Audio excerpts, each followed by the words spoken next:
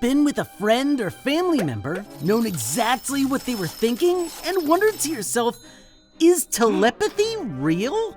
Let's find out on today's episode of Colossal Question. Telepathy is a fancy name for the ability to communicate with another person using just your mind. It sounds like something straight out of a comic book, yet for centuries, there have been those who claim to have the gift.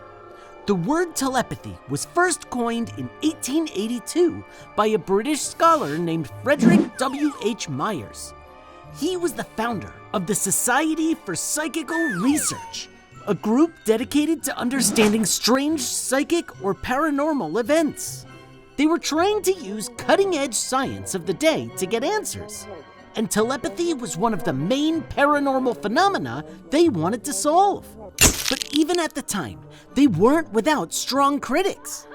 Many experts criticized the Society for Psychical Research for trying to find proof of telepathy, rather than trying to determine if it was actually real or not.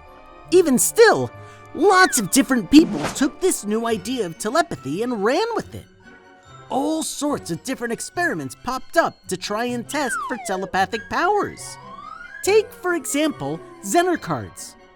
They were designed by a psychologist named Carl Zener in the early 1900s. The cards have 5 simple, distinct designs on them: a yellow circle, a red plus sign, 3 blue wavy lines, a black square, and a green star.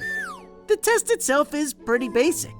The person conducting the experiments shuffles a deck of 25 cards and picks one up, looking at the symbol. Then, the potentially telepathic patient tries to guess which of the 5 designs is on the card. Easy enough. The problem is, this experiment is an easy target for cheating in the form of sensory leakage. That's all the different ways a patient might be able to tell what's on the card without using telepathic superpowers. They might be able to read the symbols from the back of the cards, or notice small hints in the voice or body language of the person doing the experiment that could tip them off. In other words, this simple experiment doesn't seem to have much scientific backing at all. Other telepathic tests have been tried over the years too, but experts have found major flaws with each and every one of them. For years, it seemed as though telepathy was nothing more than a pseudoscientific myth. That is, until around 2014.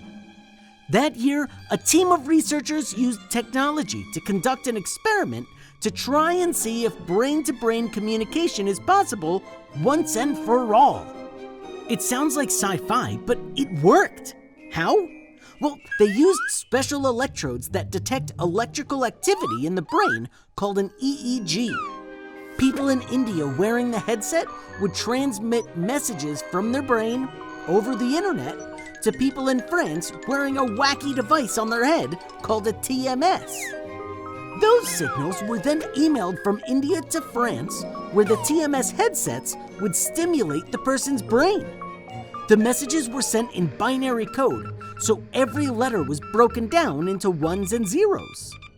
In other words, it was a bit like slow, clumsy Morse code, sent from one person's brain to another across the globe. Pretty cool, but also pretty inconvenient. Not exactly an Omega-level mutant power, but still. Why does it matter?